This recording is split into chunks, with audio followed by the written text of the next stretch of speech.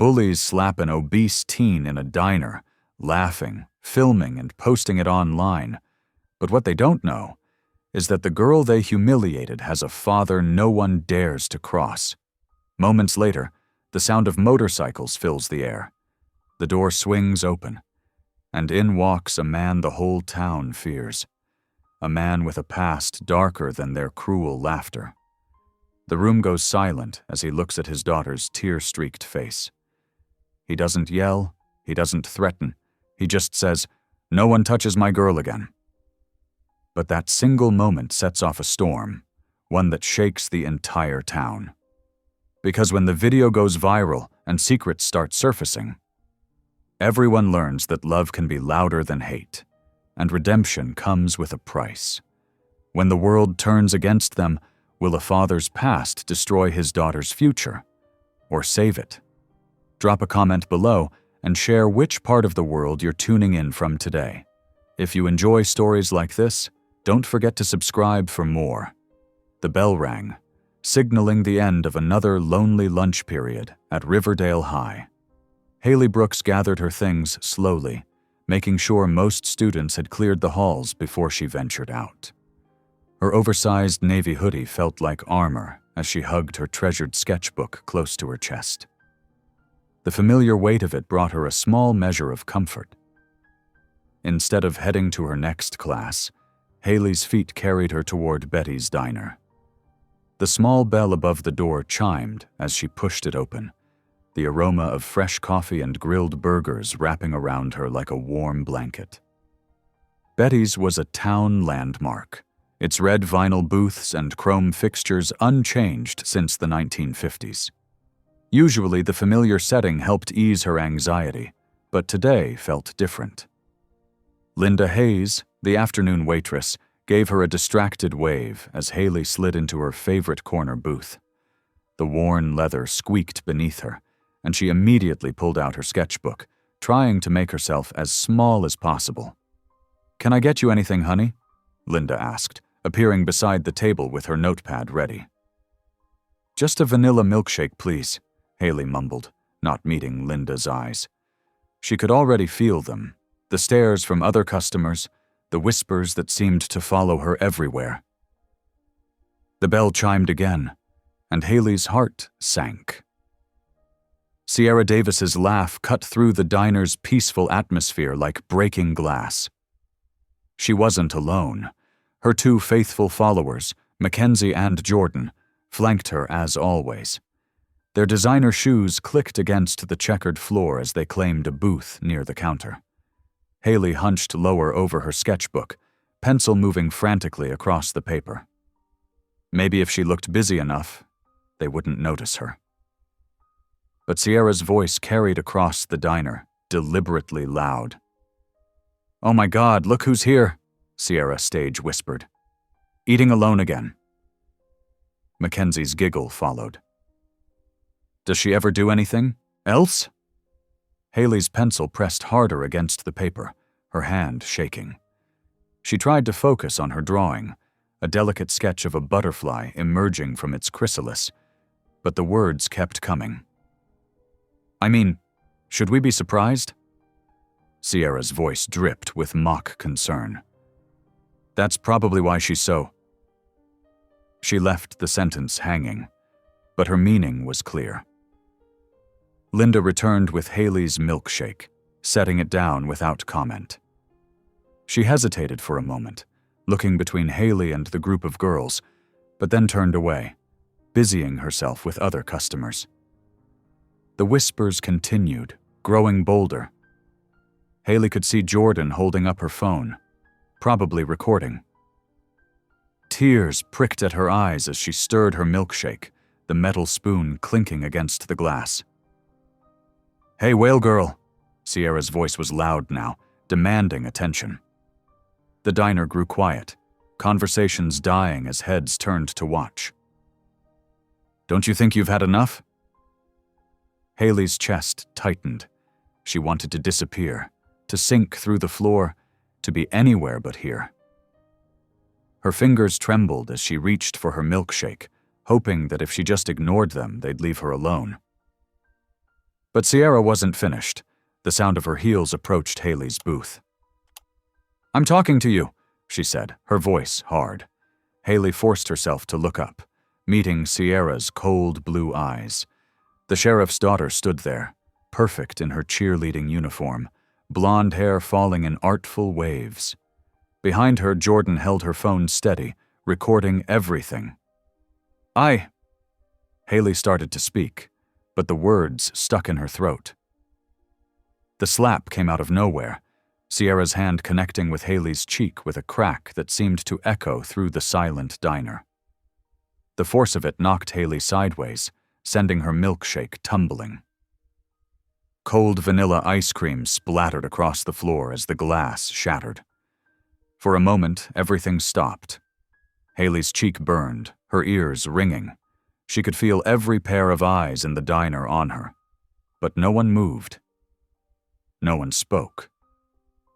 Linda stood frozen behind the counter, a pot of coffee suspended in mid-pour, regret etched across her face. Haley grabbed her sketchbook and ran. The bell's cheerful chime mocked her as she burst through the door, tears already streaming down her face.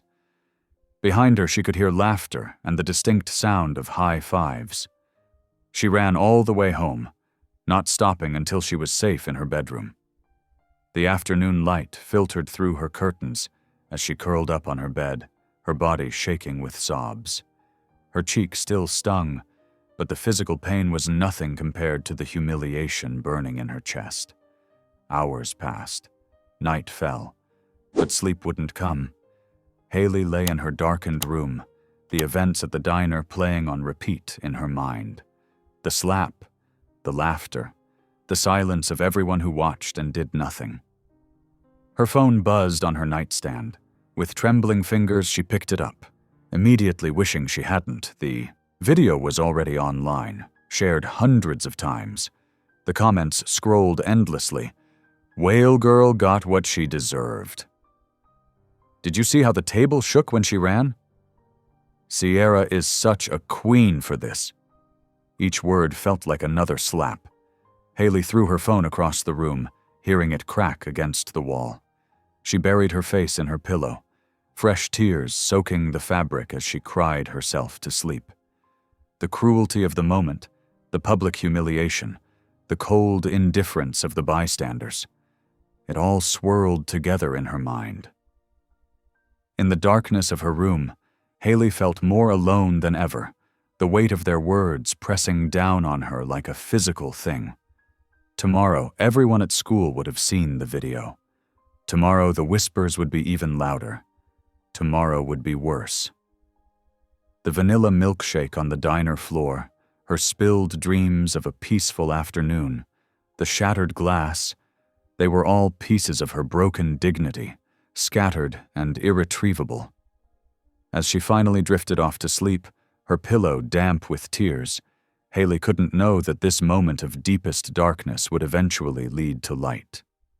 For now, there was only the pain, the shame, and the echoing sound of Sierra's hand against her cheek. Saturday morning dawned gray and chilly. Haley stood in front of her bedroom mirror, examining the faint red mark on her cheek. Her phone lay in pieces on her desk. She couldn't bear to fix it, knowing what waited in her notifications. The thought of walking through the school hallways made her stomach churn.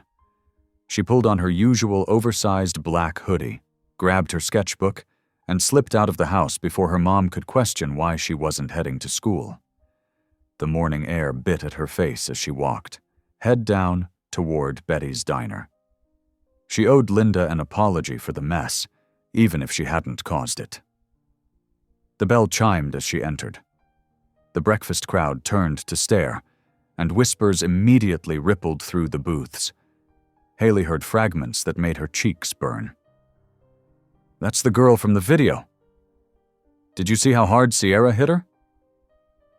"Probably deserved it." Linda stood behind the counter, coffee pot frozen mid-pour when she spotted Haley. Guilt flickered across her face as she set the pot down. "I'm sorry about yesterday," Haley said softly, approaching the counter. "About the milkshake and the glass. Linda's face softened. "Oh, honey, that wasn't your fault. I should be the one apologizing. A deep rumble cut through their conversation.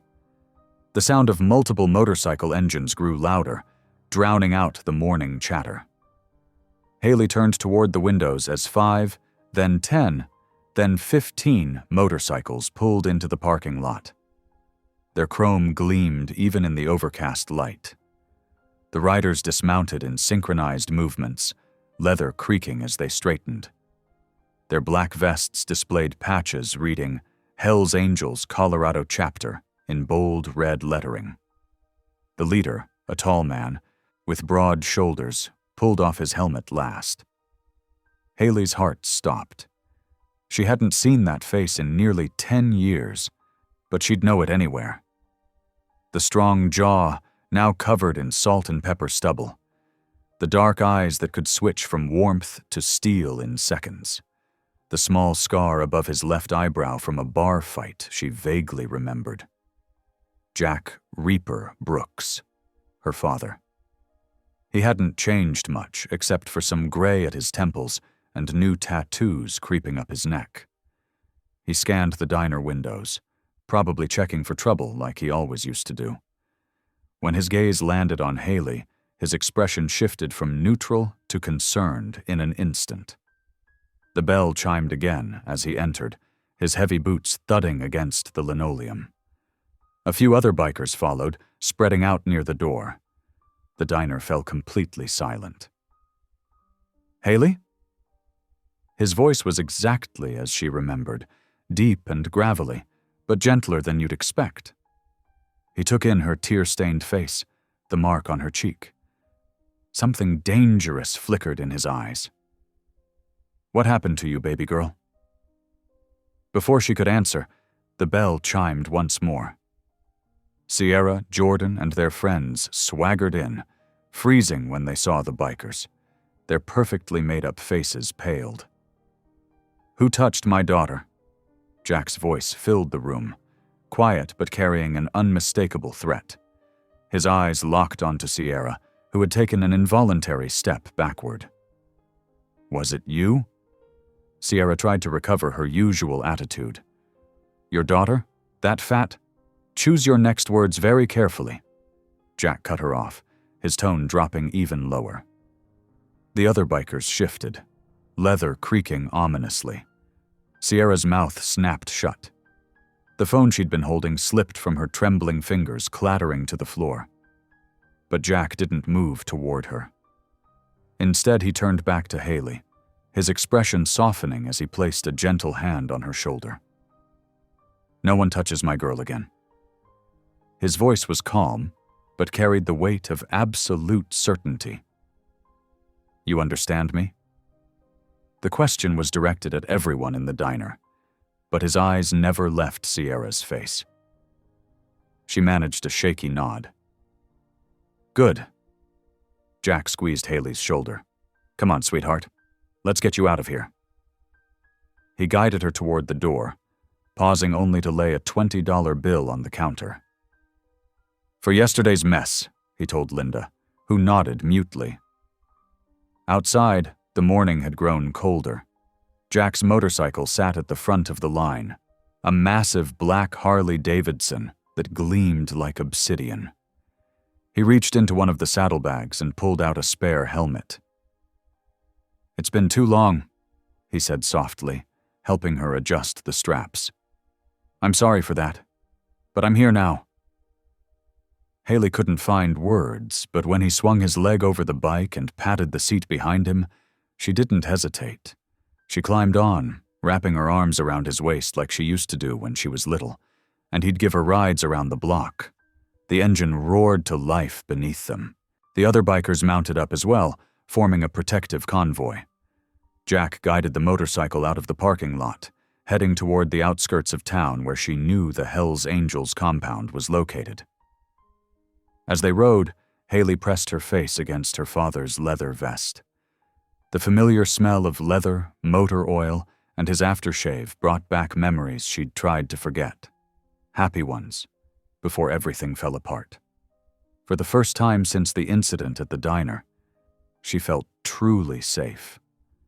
The compound appeared ahead, a sprawling property surrounded by high fences topped with razor wire. Guard dogs barked a welcome as they approached the gates, which swung open automatically. Inside, more bikers milled about, working on motorcycles or gathered around picnic tables. They nodded respectfully as Jack rode past. He parked in front of a small house near the center of the compound, cutting the engine. For a moment, neither of them moved. Haley kept holding on, afraid that if she let go, this moment of security would vanish like smoke. "It's okay, baby girl," Jack said softly, covering her hands with one of his. "You're safe here. No one's going to hurt you again." The words broke something inside her. Haley buried her face against his back and finally let herself cry, not from fear or shame this time, but from relief. Her father was back. After all these years, when she needed him most, he was here. Around them, the compound buzzed with life, engines revving, men calling to each other, dogs playing in the yard. But in that moment, clinging to her father's solid presence, Haley felt peace settle over her for the first time in years. The kitchen in Jack's small house filled with mouth-watering aromas as Maria bustled around the stove, stirring pots and checking the oven. The wooden table, meant for 6, felt crowded with Jack, Haley, Doc, and Maria squeezed around it. Mismatched plates and silverware dotted the red-checkered tablecloth. Haley sat quietly, still wearing her oversized hoodie like armor. She pushed rice around her plate with her fork, sneaking glances at her father when she thought he wasn't looking. Jack wasn't any better, clearing his throat every few minutes as if about to speak, then falling silent again.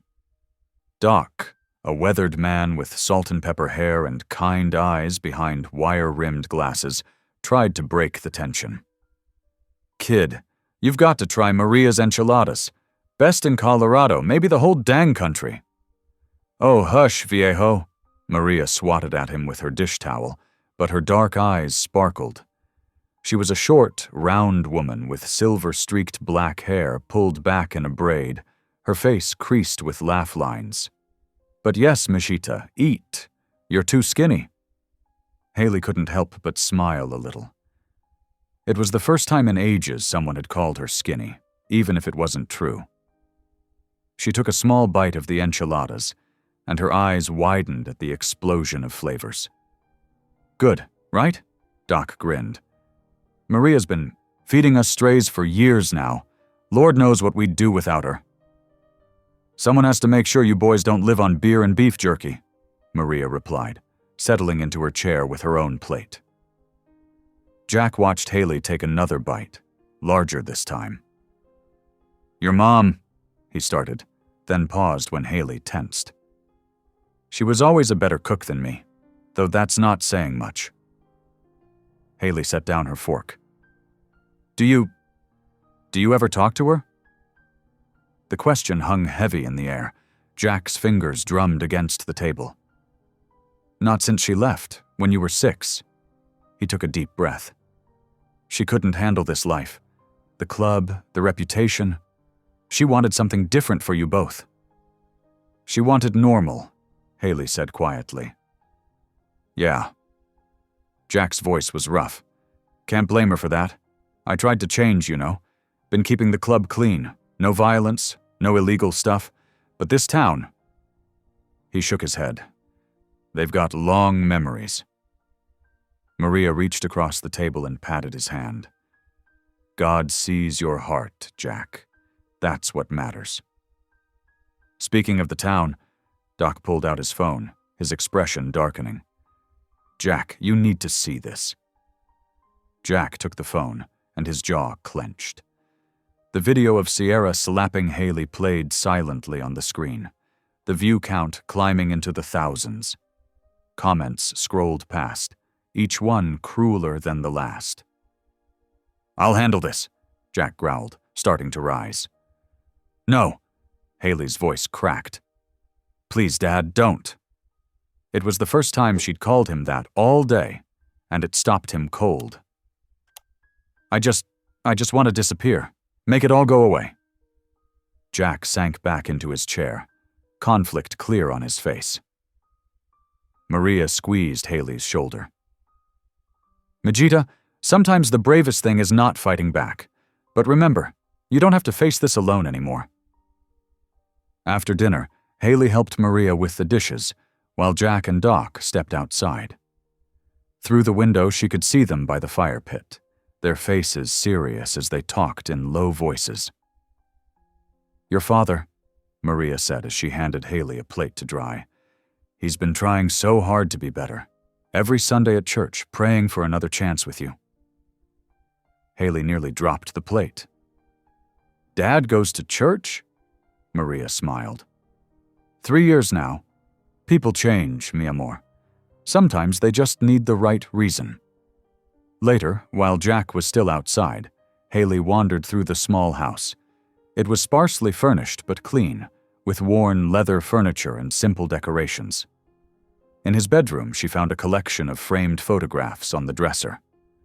Her breath caught as she picked up one showing a younger Jack in his marine dress blues, standing proud and straight. In another, he held a toddler version of herself on his shoulders, both of them laughing. The last photo showed Jack with his crew in combat gear, arms around each other's shoulders, desert sand stretching endlessly behind them. Outside, Jack sat by the fire, its flames reflecting in his eyes as he stared into the depths. His phone lay silent beside him, but the image of that video burned in his mind. Every fiber of his being wanted to make those kids pay, to show them what happened when you messed with a Marine's daughter. But Haley's plea echoed in his ears. "Please, Dad." Not violence, not revenge. She needed something else from him, something harder than throwing punches or intimidating teenagers. He pulled out his wallet and removed a worn prayer card Maria had given him years ago. The edges were soft from handling, the words nearly memorized. "Grant me the serenity to accept the things I cannot change, the courage to change the things I can, and the wisdom to know the difference." The fire crackled, sending sparks into the night sky. Jack's chest ached with the weight of lost years, of mistakes he couldn't undo. But maybe, just maybe, he could still be the father Haley needed him to be. Not by fighting her battles, but by showing her how to stand tall in the face of cruelty. By being someone she could be proud of.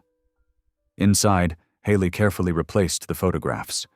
She traced her finger over the glass, over the image of the man her father used to be.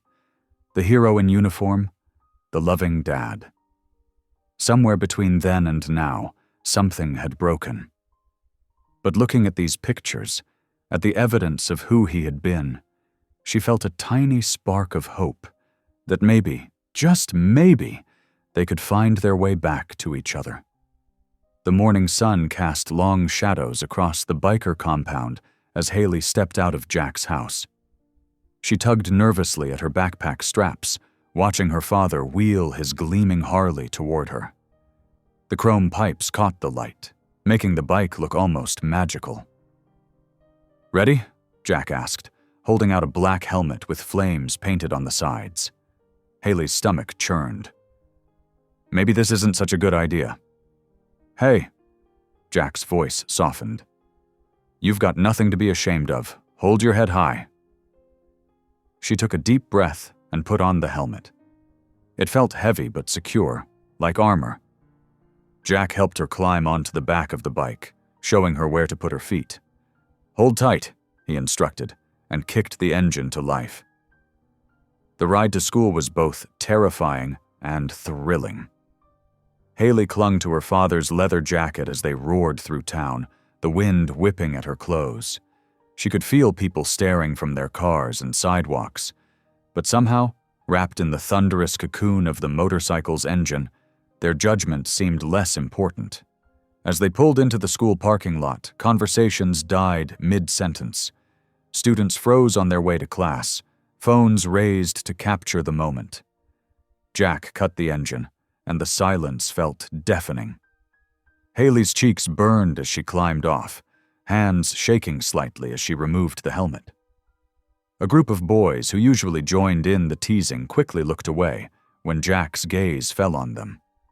Sierra and her friends huddled by the entrance, their usual smugness replaced with uncertain glances.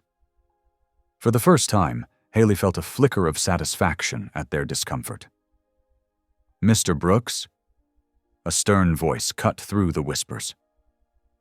Principal Warner stood at the top of the steps, his tie perfectly straight, his expression carefully neutral. "A word, please?" Jack squeezed Haley's shoulder. "Go on to class, sweetheart. I'll handle this." In the principal's office, Warner sat behind his massive desk, fingers steepled. "Mr. Brooks, while we appreciate parent involvement, your presence here is causing quite a stir." "Just dropping off my daughter," Jack replied evenly, his massive frame making the visitor's chair look like children's furniture. "Nothing wrong with that." "Perhaps not, but your reputation precedes you. Some might find it intimidating." Jack leaned forward slightly, his voice quiet but firm. "Good, because I won't tolerate anyone hurting my daughter again. Clear?" Warner swallowed hard. "Crystal."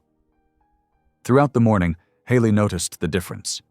The usual taunts and whispers had transformed into fearful glances and hurried steps in the opposite direction. Sierra and her friends gave her a wide berth in the hallways, though she could feel their glares burning into her back. During fourth period English, Haley pretended to read while actually listening to Sierra's whispered conversation 2 rows behind her. "We can't let her think she's won," Sierra hissed to her friends, "just because her dad's some gang leader." "What about calling her Gang Princess?" someone suggested with a snicker. "Spread it around social media?" "Perfect," Sierra replied. "Daddy's little outlaw." Haley's hands tightened on her book, but she kept her face neutral. The words still hurt, but somehow less than before. They felt desperate now, like Sierra was scrambling to regain control. When Jack picked her up that afternoon, the parking lot cleared faster than Haley had ever seen it. She almost smiled as she climbed onto the bike, securing her helmet with steady hands. But as they approached the compound, her heart sank. A cluster of news vans blocked the entrance, reporters with microphones and cameras pressing forward as Jack slowed the bike. "Mr. Brooks, is it true you're using the Hells Angels to intimidate local teenagers?" "Haley, how does it feel to have a gang leader for a father?" "Are you concerned about criminal influence on your daughter?" Jack revved the engine, the roar drowning out their questions as he carefully maneuvered through the crowd. Club members at the gate held back the reporters, creating a path for them to enter. Inside, Haley's hands were shaking as she removed her helmet. "How did they find out about us?" Before Jack could answer, his phone rang. His expression darkened as he checked the screen. "Go inside, honey. I need to take this." But Haley lingered in the doorway, watching as her father answered the call. "Brooks here." A voice crackled through the speaker, loud enough for her to hear. "This is Sheriff Davis. Just wanted to give you fair warning. My department's received some concerning reports about criminal activity at your compound. Might need to look into it." Jack's jaw tightened. "This about your daughter, Tom? The one who assaulted mine on camera?" "Watch yourself, Brooks. Your past isn't as buried as you think. Be a shame if anything happened to mess up your fresh start." "Is that a threat, Sheriff?" "Just looking out for the community, including your daughter." The line went dead. Jack stood motionless for a long moment, staring at his phone. Haley could see the tension in his shoulders, the way his free hand had curled into a fist. "Dad?" she ventured quietly. He turned, his expression softening when he saw her worried face. "It's okay, sweetheart. Nothing for you to worry about." But Haley could see it wasn't okay. The past her father had tried to leave behind was circling back, threatening everything he'd built. As evening settled over the compound, Haley found Jack in the garage, methodically cleaning his old Harley. The radio played softly in the background, Johnny Cash singing about redemption. She watched from the doorway as he worked, his movements careful and precise. "Want to help?" he asked without looking up. "Hand me that rag?" She grabbed the clean cloth from the workbench and joined him, kneeling beside the bike. For a while they worked in comfortable silence, the smell of leather cleaner and metal polish filling the air. Finally, Jack spoke, his voice soft but steady. "I can't change what I was, Haley. Made a lot of mistakes, hurt a lot of people. But I can be better for you. I want to be better." Haley looked at her father. Really looked at him. Past the tattoos and the leather vest, she saw the way his hands shook slightly as he polished the chrome, the vulnerability in his eyes as he waited for her response. She handed him another clean rag. "I know, Dad." A small smile tugged at his lips. Later that night, they sat together at his kitchen table, sharing a simple meal of spaghetti and meatballs that Maria had left for them. No whispers, no stares, no fear. Just a father and daughter, finding their way back to each other, one quiet moment at a time. The morning sun cast long shadows across the compound as Haley adjusted to her new routine. Each day, Jack would drive her to school on his Harley, the rumble of the engine drawing stares from everyone in the parking lot. She'd slip off the back, hand him her helmet, and walk through those heavy front doors alone. The hallways felt different now. Where before she'd been invisible except when targeted, now everyone noticed her. Students pressed against lockers as she passed, whispering behind their hands. Their phones tracked her movements, recording snippets of her day for their social media stories. "Look, the Hell's Angel princess is gracing us with her presence," someone would snicker, loud enough for her to hear. Others would respond with exaggerated biker sounds. "Vroom vroom!" they'd call out, making engine noises as she walked by. "Watch out, she might get her daddy's gang after you." Meanwhile, Jack spent his days at Murphy's Auto Shop, where the owner, an old army buddy, had given him work. His large hands, accustomed to handling motorcycle parts, now tackled everything from oil changes to transmission repairs. It wasn't glamorous work, but it was honest. Each grease stain on his coveralls felt like a step away from his past. During lunch breaks, he'd sit in his truck and stare at his phone, fighting the urge to check on Haley. He knew she needed space to handle things on her own, but every fiber of his being wanted to protect her. One particularly rough Thursday afternoon, Haley approached her locker after final period, only to stop dead in her tracks. Someone had spray-painted crude letters across the metal door.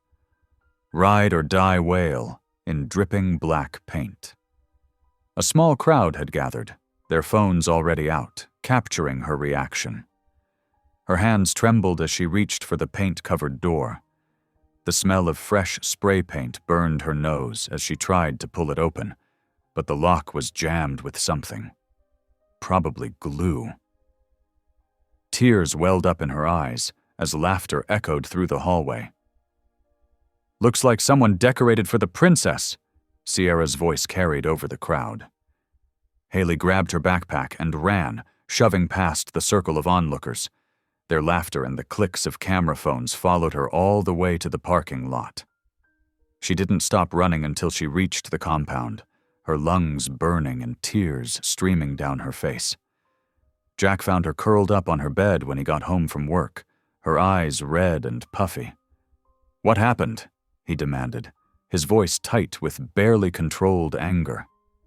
Through hiccuping sobs, Haley told him about the graffiti, the phones, the laughter. Jack's face darkened with each word. He grabbed his keys from the hook by the door, his movements sharp with fury. "I'm going to have a talk with their parents," he growled, reaching for his leather vest. "Jack!" Maria's voice cut through the tension. She stood in the doorway, her arms crossed. "That's not the answer, and you know it." "Then what is?" he demanded. "I'm supposed to just let them torture my daughter?" Maria's expression softened as she looked between father and daughter. "Come with me, both of you." She led them to her small kitchen table, the smell of fresh coffee filling the air. "There's someone you need to talk to," she said, pulling out her phone. After a brief conversation, she looked up at Jack. "Pastor Will runs a veterans group at the community center every Thursday night.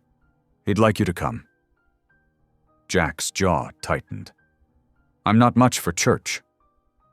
"It's not about church," Maria replied gently. "It's about finding a better way to fight these battles. For both of you." That evening, Jack and Haley found themselves walking into the community center. The fluorescent lights hummed overhead as they made their way to a room in the back. About 15 men sat in a circle of metal folding chairs, some in work clothes, others in faded military gear. Pastor Will, a man with kind eyes and graying hair, greeted them warmly. "Welcome, friends. Please join us." Jack and Haley took seats near the back, watching as one by one the men shared their stories. A former Marine spoke about nightmares that still haunted him 20 years after combat. An Army sergeant described learning to hold his children again without flinching. Each story was different, but they all shared a common thread: the journey from violence to peace. "The hardest battle," one man said, his voice rough with emotion, "isn't the one you fight with your fists. It's the one you fight with your heart, learning to choose peace when everything in you screams for war." Jack sat very still, his hands clasped tightly in his lap. Haley watched as something shifted in his expression, a softening around his eyes, a slight tremor in his usually steady jaw. As the meeting drew to a close, Pastor Will asked everyone to bow their heads in prayer. Haley expected her father to remain upright, defiant as always. But to her surprise, Jack's head lowered slowly. His shoulders, usually so rigid with tension, relaxed slightly as Pastor Will's gentle voice filled the room. "Lord, grant us the strength to choose love over hatred, peace over violence, and forgiveness over vengeance. Help us remember that true strength isn't in our fists, but in our hearts." Haley watched her father through her lashes, stunned by the vulnerability in his face. This was a side of him she'd never seen before. Not the tough biker, not the angry ex-Marine, but simply a man trying to find his way back to grace. As they walked to the parking lot afterward, Jack was quieter than usual.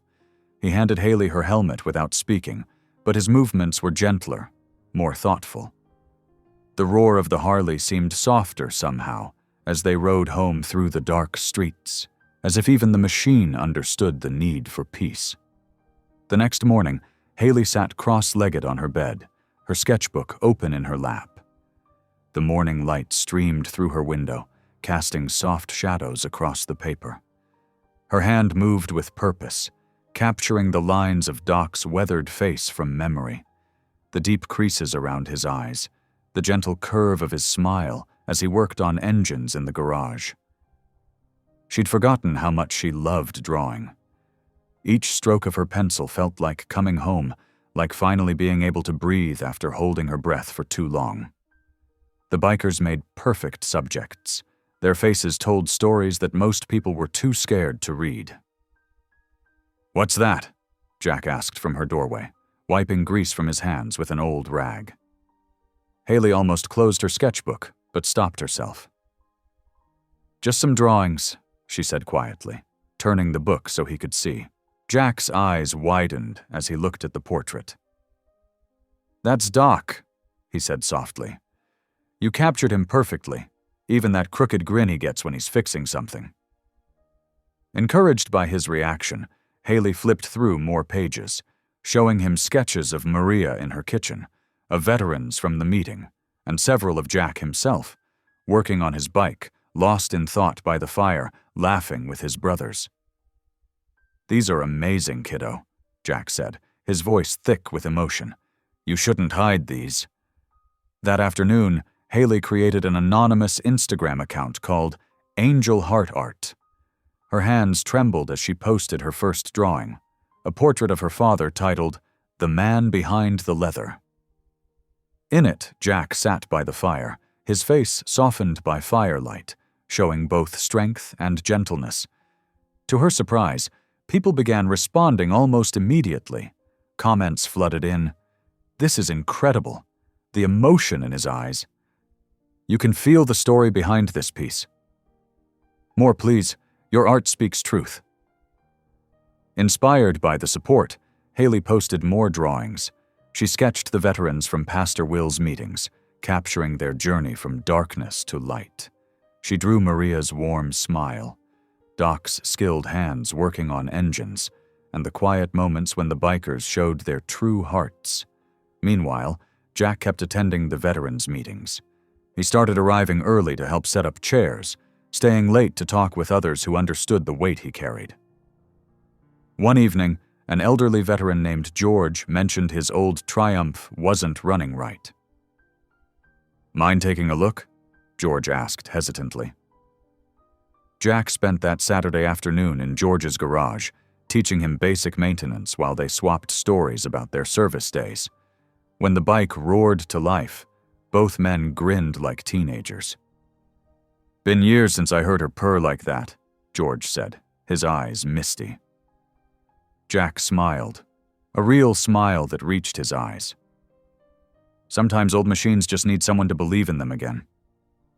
But not everything was healing so smoothly. Sheriff Davis began showing up at the compound gates with increasing frequency, always with a new warrant, always with cameras rolling. "Just doing my job, Brooks," he'd say with a smirk, while his deputies searched the premises. "Can't have gang activity in our peaceful town." Jack kept his cool each time, remembering Pastor Will's words about choosing peace. He made sure all the club's paperwork was perfect, their activities above board. Still, the harassment was wearing on everyone. One afternoon, Haley's art teacher, Mrs. Lang, kept her after class. "I've seen your work online," she said quietly, surprising Haley. "The Angel Heart Art pieces. They're yours, aren't you?" Haley froze, fear creeping up her spine, but Mrs. Lang's eyes were kind. "You have a gift, Haley. You see people's hearts, not just their faces. The school art fair is next week. I'd love to display your work." Haley's stomach churned. I can't. Everyone will laugh." "Maybe," Mrs. Lang admitted. "Or maybe they'll finally see what you see. That beauty exists in unexpected places, and everyone deserves to be truly seen." That evening, Haley told Jack about Mrs. Lang's offer as they sat in a quiet booth at Betty's diner. Her strawberry milkshake was half finished, no longer carrying the bitter taste of previous humiliation. "I want to do it," she said softly. "But I'm scared." Jack reached across the table and squeezed her hand. "The bravest things we do are always the scariest. I'll be there, front and center. Let them stare." "But what if they're mean to you too? The whole town already thinks you're dangerous." Jack shrugged, a small smile playing at his lips. "Let them think what they want. I know who I am now. I'm your dad. That's all that matters." They finished their ice cream in comfortable silence, watching the sunset paint the sky in shades of pink and gold through the diner's windows. For that moment, everything felt possible. Art fairs, healing, acceptance. Neither noticed Sheriff Davis watching from across the street, his face dark with plans of his own. Haley pulled out her sketchbook and began drawing the scene before her, the warm light of the diner, her father's gentle expression, their empty ice cream bowls. Another piece of truth to share with the world. Another step toward being seen. The school gymnasium buzzed with activity as parents and students milled around the art fair displays. Haley's hands trembled as she adjusted one of her sketches for the 100th time. Her collection lined the wall, portraits capturing raw emotion and hidden beauty, each telling a story of redemption. Mrs. Lang squeezed her shoulder. "They're perfect just as they are, Haley." The main doors swung open, and a hush fell over the crowd. Jack Brooks walked in, his leather jacket clean but worn, his boots echoing on the polished floor. He'd trimmed his beard and pulled his hair back neatly, trying his best to look presentable. Still, parents pulled their children closer as he passed. Sierra Davis and her friends huddled near the refreshment table, their whispers carrying across the room. "Look who showed up. The thug dad?" Sierra's voice dripped with contempt. "Guess criminals can appreciate art too." Haley's cheeks burned, but she stood straighter when Jack approached. He studied each drawing carefully, his eyes growing misty at the portrait of George working on his Triumph, and Maria serving Sunday dinner to the club. "These are incredible, baby girl," he said softly, his voice rough with pride. Principal Warner stepped to the microphone. "Next, we'll hear from Haley Brooks about her collection." The room seemed to stretch endlessly as Haley walked to the podium. Her heart thundered in her chest. Jack gave her an encouraging nod, and something inside her shifted. She took a deep breath and began to speak. "My art, it saved me," she said, her voice quavering but growing stronger. "When hatred felt like it would drown me, drawing gave me a way to breathe, to see beauty in places others overlook, to find strength when I felt weakest." She gestured to her centerpiece, a large portrait of Jack holding her hand, walking away from his motorcycle toward a sunrise. The detail was stunning. Every wrinkle in the leather, every scar on his knuckles, but most striking was the tenderness in his expression. "This piece is called My Hero, My Dad," Haley continued. "Some of you see a scary biker. I see the man who came back into my life when I needed him most, who taught me that real strength isn't about intimidation. It's about choosing kindness when the world expects violence." The gymnasium fell silent. Even Sierra's group stopped whispering. In the back, someone held up a phone, recording. Every person in these drawings has a story deeper than their appearance. The veterans who fought for our freedom but struggle to find peace. The outcasts who built their own family when the world rejected them. My father, who's learning to be gentle without losing his strength. Tears rolled down Haley's cheeks, but her voice remained steady. "Art helped me see past the surface, past the judgments. Maybe it can help you see too." For a moment, no one moved. Then, Mrs. Lang started clapping. The applause spread, growing into a thunderous wave. Jack wiped his eyes roughly with the back of his hand. By morning, the video had exploded online. Teen Artist Defends Biker Dad became a viral sensation. Comments poured in. "This brought me to tears. What courage. Those drawings are incredible. Such emotion." Finally, someone speaking truth about judgment and redemption. The Hells Angels Clubhouse received hundreds of messages. Veterans shared their own stories of struggling to fit back into society. Parents wrote about their journeys to reconnect with estranged children. Strangers offered words of support and understanding. For 3 beautiful days, everything felt right. Haley's Instagram followers multiplied by thousands. Local news stations requested interviews. Even some of her classmates started smiling at her in the hallways. Then came Thursday night. Haley was walking home from the library, her arms full of new art supplies bought with her first commission payment. The sunset painted the sky in gorgeous oranges and purples, and she couldn't wait to capture it in her sketchbook. But as she approached the compound, her steps faltered. Something was wrong. The gate hung crooked on its hinges. Dark shapes lay scattered across the yard. "Dad," she called out, dropping her bags and running forward. The devastation hit her like a physical blow. Motorcycles lay on their sides, tires slashed. Spray paint covered the walls, crude words and threats in angry red letters. Windows had been smashed, glass glittering in the dying light. Across the largest window, someone had scrawled in dripping paint, "Stay out, angels!" "Dad!" Haley screamed, panic rising in her throat. She found him in the garage with Doc and 2 other members, photographing the damage for insurance. Red and blue lights suddenly flooded the yard. Sheriff Davis stepped out of his cruiser, 2 deputies flanking him. "Well, well," he drawled, looking around with exaggerated concern. "Quite a disturbance we've got here." "This is private property," Jack said evenly. "We're the victims here." "Funny thing about that," Davis smiled, but it didn't reach his eyes. "We've got reports of gang activity, threats against local citizens. Can't have that in our peaceful town." "What?" Haley stepped forward. "That's not true. Someone attacked us." "Step back, young lady," Davis ordered. Then to Jack, "Put your hands behind your back." "You can't do this." Haley tried to run to her father, but Doc held her back. "Jack Brooks, you're under arrest for disturbing the peace and criminal intimidation." Davis roughly cuffed Jack's hands. "Dad, no!" Haley struggled against Doc's grip, tears streaming down her face.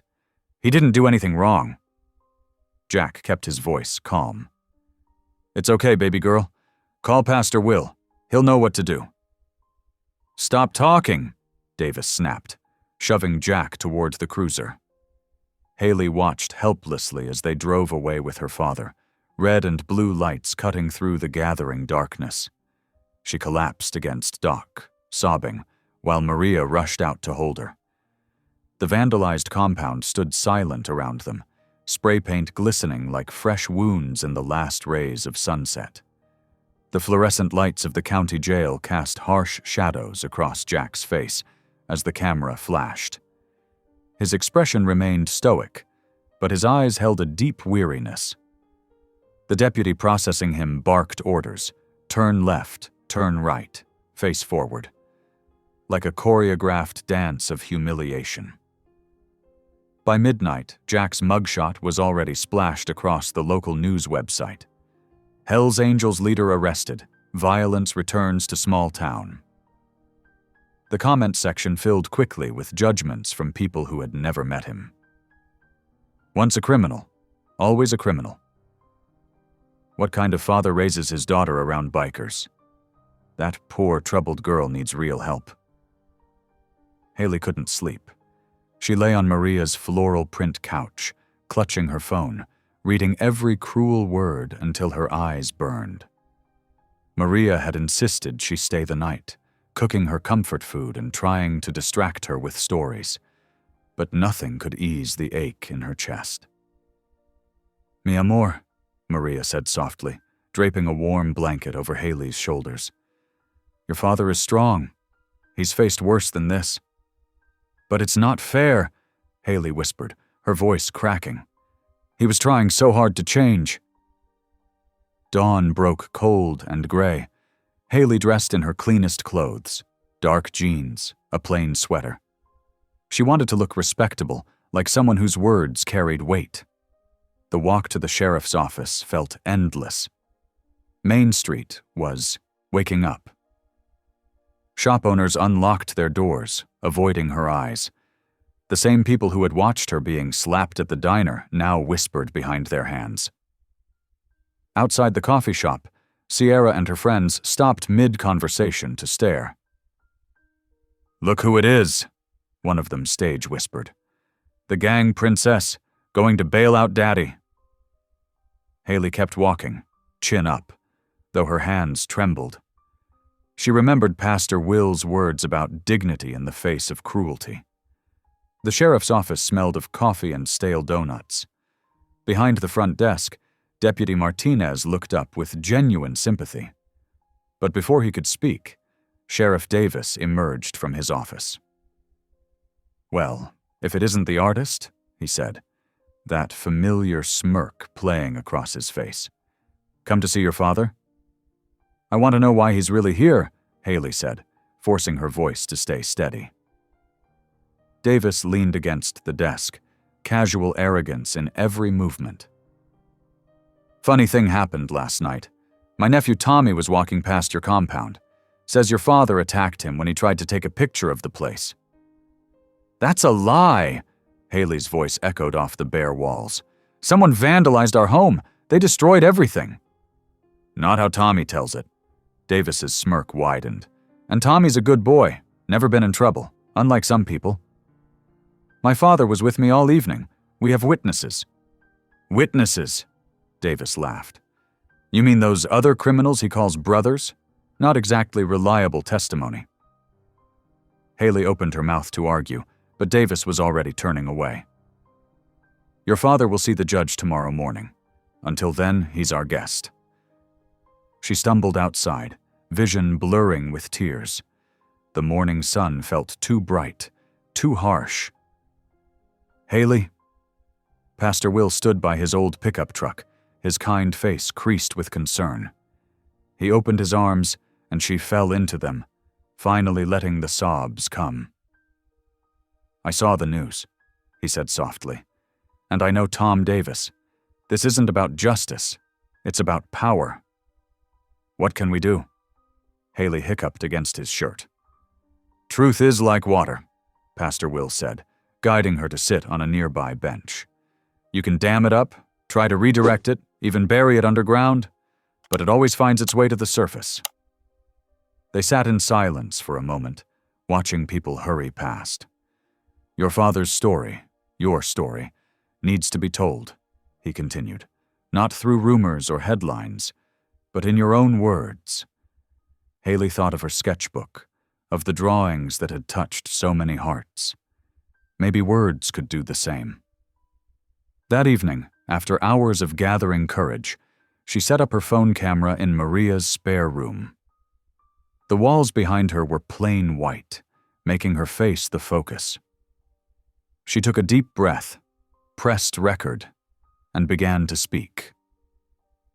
"My name is Haley Brooks. You might know me as the girl who got slapped in Betty's diner, or the biker's daughter, or the artist who draws outcasts. But there's more to my story. More to my father's story." Her voice grew, stronger as she spoke about the years of bullying, the loneliness, the day her father returned. She described his gentle encouragement of her art, his quiet attempts at redemption, his determination to choose peace over violence. "The man in those mugshots? He's the same man who holds my hand when I'm scared, who learned to pray because he wanted to be better for me, who teaches other veterans that it's okay to heal." Tears rolled down her cheeks, but she kept going. "They say he's violent, but he's the one who taught me that real strength means walking away from fights. They call him a criminal, but he's the one who showed me how to forgive the people who hurt me." She wiped her eyes. "My father's not a monster. He's a man trying to write a new chapter in his story, and I won't let anyone take that away from him." The video uploaded at 8:15 in the evening. By 9 o'clock, it had 1,000 views. By 10, it was being shared across multiple platforms. The hashtag #StandWithHaley appeared, then multiplied, then exploded. Veterans groups shared it. This is what coming home looks like. Art communities praised her courage. Raw truth through a daughter's eyes. Anti-bullying organizations highlighted her story, breaking the cycle of judgment. Even some of her classmates began speaking up, confirming her account of the bullying, admitting their own shame at staying silent. Local news stations called, national websites picked up the story. The truth was spreading, impossible to contain. At midnight, Haley sat by Maria's window, watching the stars. Her phone buzzed constantly with notifications, but she barely noticed. Her thoughts were with her father, alone in a cell, probably worried about her. Please," she whispered to the night sky, hands clasped like Pastor Will had taught her. "Please let him come home." The stars twinkled back, silent but steady, like hope in the darkness. Sunlight broke through storm clouds as Haley checked her phone for the 100th time. Stand with Haley had exploded overnight, with thousands sharing their own stories of judgment and redemption. Videos of her father's veterans outreach work surfaced, showing him helping rebuild homes and mentoring troubled youth. Pastor Will's phone hadn't stopped ringing since dawn. "Another 3 chapters from Arizona just confirmed," he told Maria, who was stirring a massive pot of coffee in the church kitchen. "They're bringing whole families. This isn't just about bikers anymore." "It's about healing," Maria said, her eyes glistening. "About seeing people for who they are, not who we fear they might be." The visiting room at the county jail felt cold and sterile. Haley sat across from her father, separated by thick glass.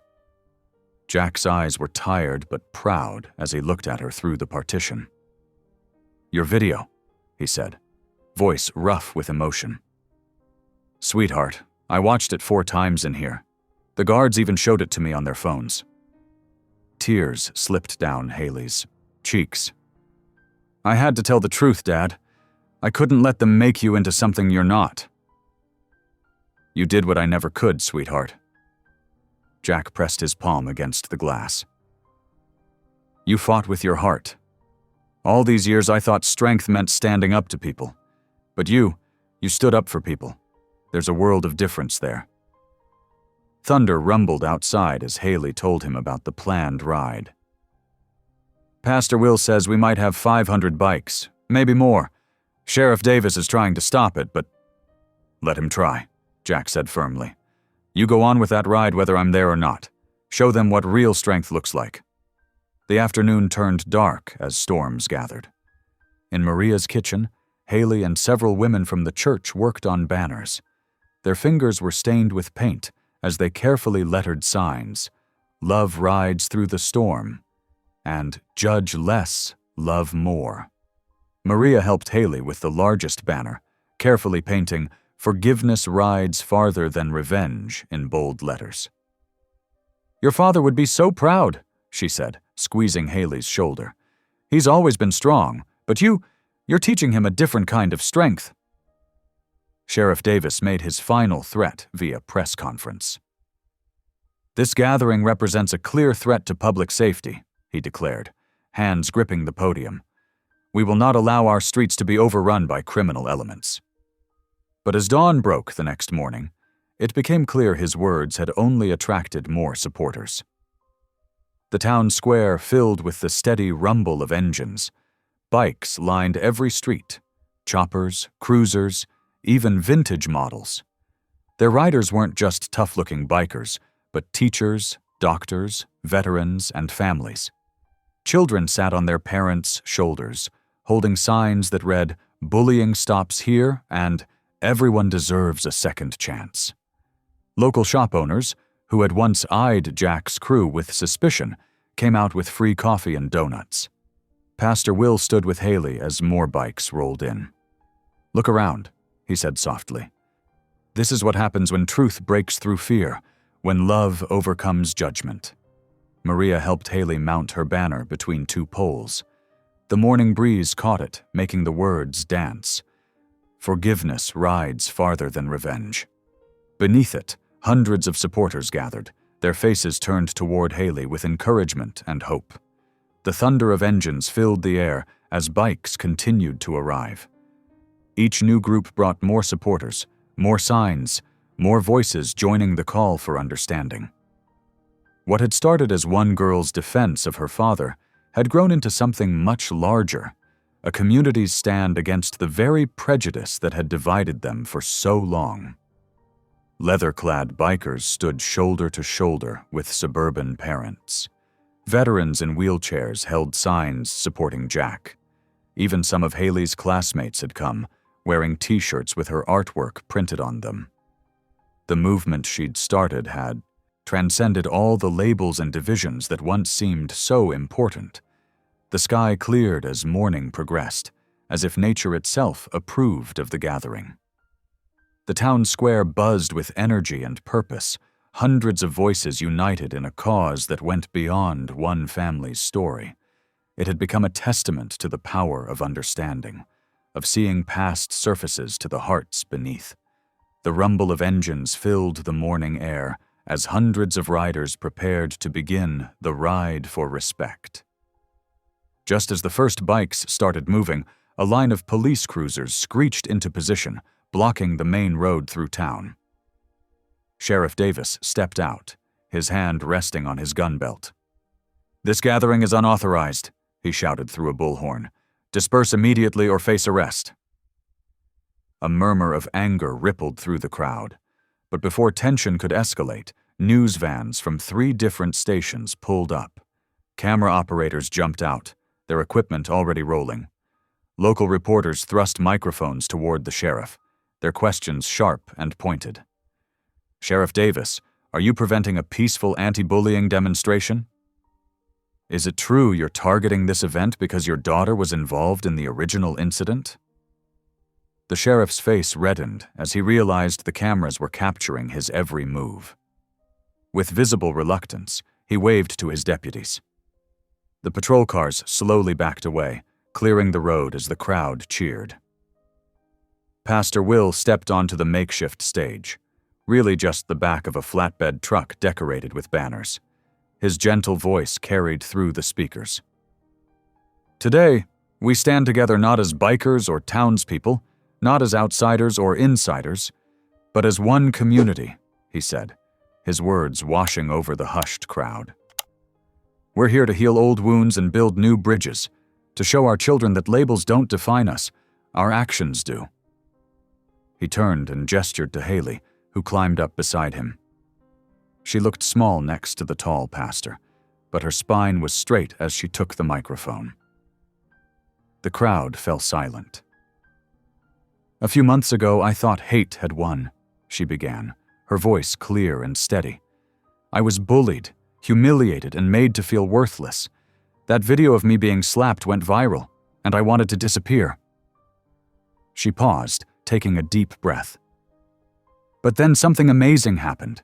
People started showing me kindness. My father came back into my life. Pastor Will and his congregation welcomed us without judgment. Maria and the club became my second family. Every act of kindness helped rebuild what hatred tried to destroy." The sound of distant motorcycles interrupted her speech. A convoy of bikes appeared on the horizon, growing louder as they approached. Leading them was a familiar figure, Jack "Reaper" Brooks, his leather vest catching the morning sun. The crowd erupted in cheers as Jack and his riders pulled up to the stage. He dismounted quickly, striding toward Haley with long steps. She dropped the microphone and ran to him, throwing her arms around his neck as he lifted her off her feet. "The DA dropped all charges," he whispered in her ear. "No evidence. We're free and clear, baby girl." Sheriff Davis pushed through the crowd, his face twisted with frustration. "Now wait just a minute!" But one of his own deputies stepped forward, holding up a phone.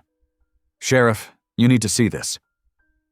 The deputy played a video clearly showing Davis's nephew and 2 other young men spray painting the compound walls and slashing bike tires. The timestamp matched the night of the vandalism exactly. "I've already sent this to Internal Affairs," the deputy said firmly, "and the DA." The crowd had gone quiet, watching. Someone started booing, then another joined in.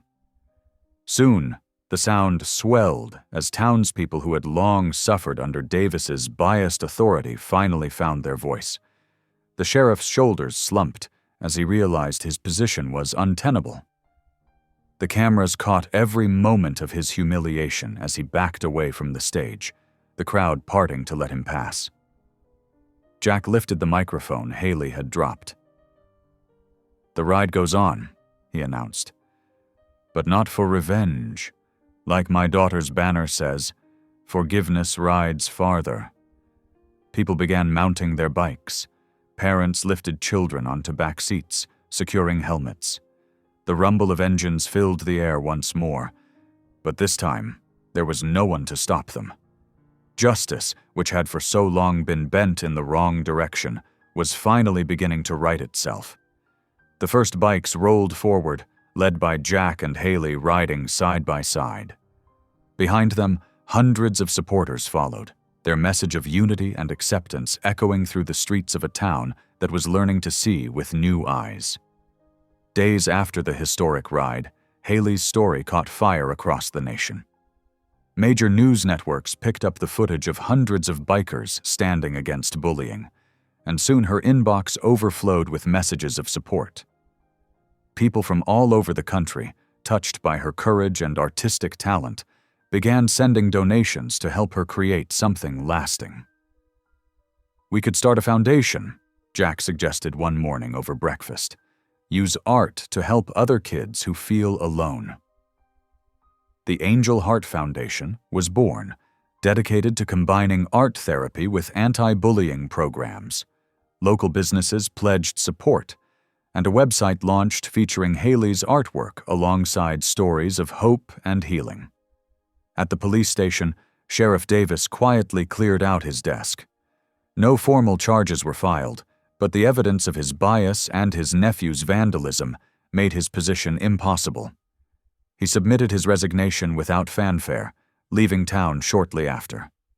The biggest surprise came at school. During morning assembly, Sierra Davis walked to the microphone, her hands shaking. "I want to apologize to Haley Brooks," she announced, her voice cracking. "What I did was cruel and wrong. I was trying to feel powerful by making someone else feel small." Jack found his own path to redemption at Pastor Will's Community Center.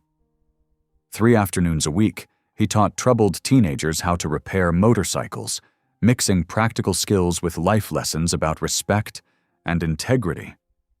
"You've got to treat every machine like it matters," he'd tell them. "Same goes for people."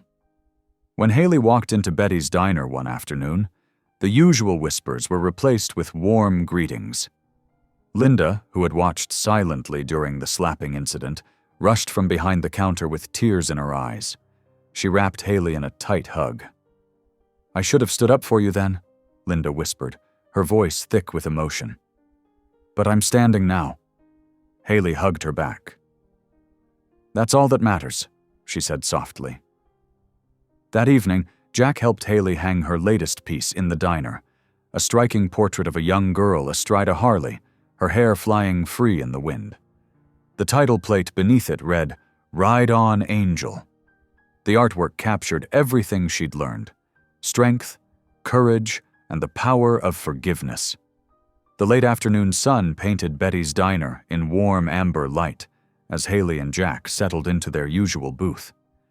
It was the same spot where, just weeks ago, a cruel slap had echoed through the restaurant. Now the space hummed with the gentle murmur of conversation and the clink of coffee cups. Haley's pencil moved smoothly across her sketchbook as she captured her father's weathered hand wrapped around a steaming coffee mug. She paid special attention to the cross tattoo peeking out from beneath his sleeve, its edges softened by years of sun and work. The details told their own story, of redemption, of second chances, of love restored. Jack gazed out the window, his expression thoughtful. "Didn't think I'd ever have peace again," he murmured, more to himself than to anyone else. Haley looked up from her sketch, a knowing smile crossing her face. "You didn't find it, Dad. You built it." Her words carried the weight of truth they'd both learned the hard way. The peaceful moment deepened as Tommy Jensen, a local musician who often played at the diner, began strumming his guitar in the corner. The gentle notes filled the air, and he cleared his throat. "This one's for the brave girl and her biker dad," he announced, drawing warm smiles from the other patrons. The diner crowd began to clap softly, their applause a quiet acknowledgement of how far both father and daughter had come. Outside, Betty's iconic neon sign flickered to life against the darkening sky, its familiar "Open Late" message casting a rosy glow across the parking lot. As they prepared to leave, Haley pulled a small drawing from her sketchbook. With careful movements, she taped it to the wall near the door, adding to the collection of local artwork that had begun appearing since their story touched the town. The simple sketch carried a powerful message. Forgiveness rides farther than revenge ever could. The bell above the door chimed as they stepped out into the golden evening light. Behind them, the sounds of the diner faded, replaced by the distant purr of motorcycles. No longer a sound of fear, but one of freedom. Father and daughter walked side by side, two souls who had found their way back to each other, their footsteps carrying them forward into the peaceful evening. Thank you for listening. Stories connect us in the most unexpected ways. If you felt that spark today, make sure you're subscribed. I share a new one daily, and the next might change your day.